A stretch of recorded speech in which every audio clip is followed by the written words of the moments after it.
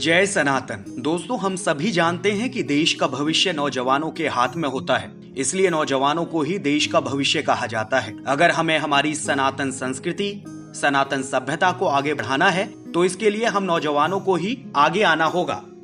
वैसे देखा जाए तो धर्म कर्म के मामले में नौजवान लगातार आगे आ रहे हैं और हमारी सनातन परंपरा को बढ़ा रहे हैं।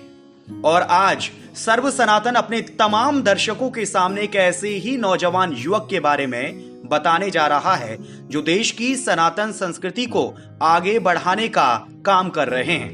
नाम है पंडित सत्यम पांडे, जिनका जन्म उत्तर प्रदेश के जिले संत कबीर नगर के एक ब्राह्मण परिवार में हुआ, जिनकी शुरुआती शिक्षा पिता श्री अरविंद पांडे और माता श्रीमती नीलू देवी जी के सानिध्य में हुई। सत्यम पांडे के बड़े भाई श्री शिवम पांडे हैं, जिनसे अच्छी सीख सीखने का मौका भी सत्यम पांडे को ही मिला। सत्यम जब 8 वर्ष के थे तब उनकी पढ़ाई गांव में ही चल रही थी। कुछ समय बाद माननीय मुख्यमंत्री श्री योगी जी द्वारा गांव-गांव में संस्कृत शिविर लगाए गए। तभी पंडित सत्यम के मन में आया कि देश के लिए, देश की संस्कृति के लिए क्यों ना हमारी प्यारी भाषा संस्कृत को पढ़ा जाए। इसी सोच को आगे बढ़ाते हुए सत्यम ने संस्कृत को खूब पढ़ना शुरू किया और उसके बाद उन्हें पता चला कि माननीय श्री योगी आदित्यनाथ जी के माध्यम से मंडल स्तर का एक कार्यक्रम शुरू हुआ है, जिसमें पंडित सत्यम ने एक छोटा सा भजन संस्कृत भाषा में सुनाया, जिसके बोल थे वंदे सदा स्वदेशम एतादृशम स्वदेशम।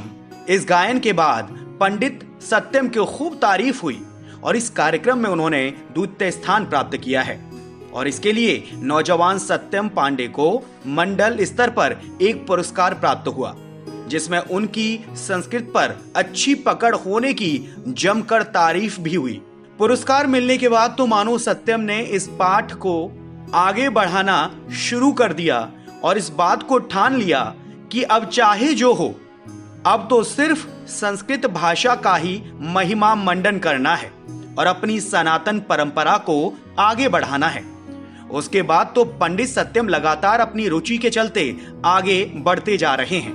बता दें, कुछ समय बाद पंडित सत्यम को प्रदेश स्तर पर हुए संस्कृत ज्वर नाटक में भाग लेने का मौका मिला, जहां पंडित सत्यम ने अपनी संस्कृत भाषा की रुचि को एक नया आयाम दिया और यहां तृतीय स्थान हासिल किया, जिसके लिए पंडित सत्यम को एक और पुरस्कार मिला।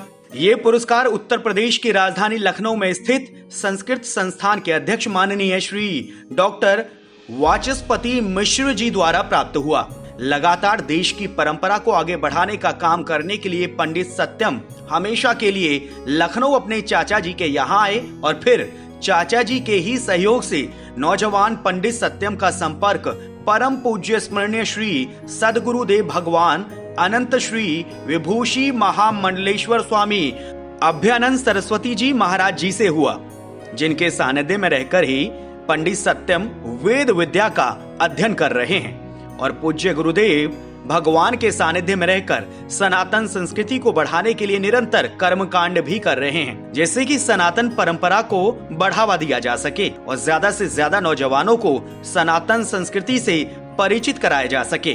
तो इस तरह से एक नौजवान अपने व्यक्तिगत जीवन को देश की संस्कृति के हित के लिए न्यौछावर कर चुका है।